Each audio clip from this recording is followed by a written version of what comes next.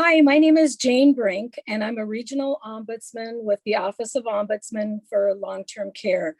I've been a regional ombudsman or worked in ombudsman services for 35 years, and I am grateful to be able to talk to a wonderful certified ombudsman volunteer today, and we're going to talk about the ombudsman program. Gary, do you want to introduce yourself? Yes, my name is Gary Hennon. I am a ombudsman volunteer. I've been one for I think 8 or 9 years now, and I live out in central Minnesota. And the home that I visit is the Assumption Home in Cold Spring. Oh, that's wonderful to have you. How did you decide to be an ombudsman? Well, I guess it goes back. My first wife passed away in 1998 of cancer, and her mother was still alive. And she was shortly after my wife died, she was placed in a nursing home in St. Cloud. And I started visiting her. I'd visit her once a week and spend some time with her. And I always enjoyed her and always got along very well with her. And I got to see that these are people that, their lives have been altered completely. Once previously, my mother-in-law would talk about it. She still had her car when she was in her house yet, and she can go whenever she wanted to, and she wasn't tied down by anything. And as old age and her body started betraying her, she got placed in this home, and she lost a lot of those freedoms. And she'd often talk about how much she missed her car and how much she missed being able to go to the store when she wanted to. And she was like, she used to refer to it, I'm like in prison here. Well, actually, the conditions weren't like a prison, but I think, that's the thing that got me thinking about, these people are really hurting a lot of them just want somebody to talk to. And that's what got me going. And I like to talk. My wife will vouch for that. Oh, that's wonderful. And what do you do when you volunteer, when you go into the facility? Well, the way the program is set up for volunteers, we're expected to, I think, about an hour to hour and a half a week. And the scheduling is, you don't have to go like every Wednesday at 9 o'clock or something like that. You can, adapt it to your schedule or whatever. Like some weeks I go on Monday, maybe next week is on Wednesday. And I just go and I usually check in with the social director first and, see if she's got any problems or any situations that I can help with students or whatever, be it family problems or whatever. And then and I just I start walking around. I knock on doors and introduce myself to the residents and tell them who I am. And and I get a kick out. You try to explain what ombudsman is, and I tell them it's a Swedish word for guardian, and they still. I'm just the guy that comes around once a week and sits and talks with them. To them, they don't remember the term ombudsman. And I'm sure most of them don't even remember my name from week to week, but they recognize the face. And I get the feeling that they appreciate the time that someone's spending with them. That's wonderful. I'm similar to you as far as how I became an ombudsman. I actually started right out of college, but the reason why I was so interested is I kind of grew up in a nursing home. I went to a school and we always went to sing at the nursing home. So I was really interested in that. And I had grandparents around me at all times. And then my first job was in a nursing home. And I seemed to just be, older adults were so important to me. Both my grandfathers were alive, and so I was able to really appreciate them.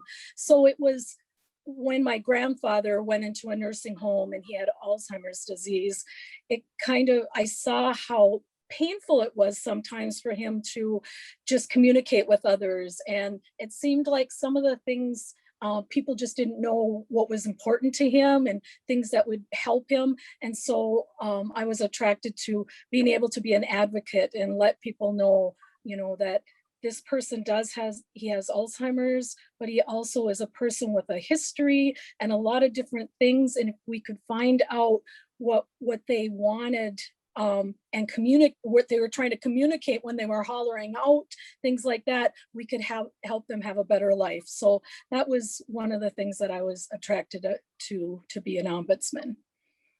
And as a regional ombudsman, we go out and help with complaints and concerns. And we've been not out in the nursing home for a lot of 2020 also.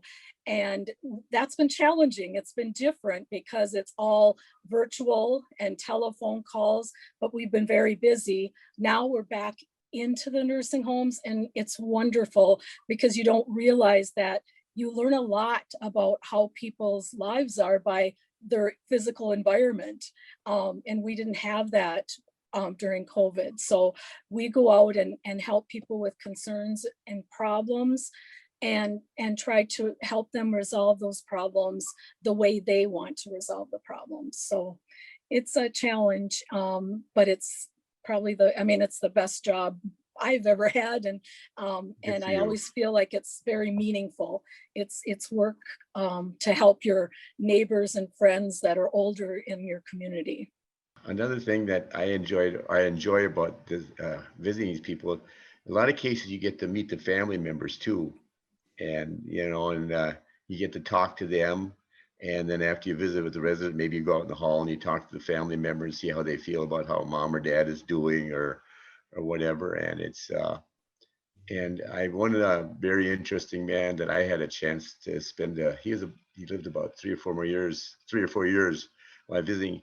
He was actually grew up on a farm in central Minnesota where they spoke nothing but German, and he got drafted in the army right at the end of World War II, and he ended up being an interpreter at the Nuremberg trials. Wow. Yeah, and so then he would talk about how they were pretty much on their own. They could sit in the room, they couldn't leave, but whenever there was going to be a trial coming on, well, then they get called over to interpret. And he was just a very interesting man, and I guess just was interesting. That's the kind of people you met. If you ask enough questions, they'll start sharing their background. And and I, growing up in a farm, most of these people are farmers, or I had grown up in a farm. I could relate to them that way, and that helped a lot. You could talk about planting crops or combining or making silage, whatever. And so I always made my job a lot easier that way too, having that much in common with them. Those are wonderful stories. And it helps us learn more about our history by talking to the older adults and just really listening to their stories. I find how much commonality we have. I may be, 30 years younger than that person, but we have something in common that we can talk about and laugh about and find that positive things. I love the stories, and I love being able to have a job where I can still take that time to listen to the stories while I'm helping them.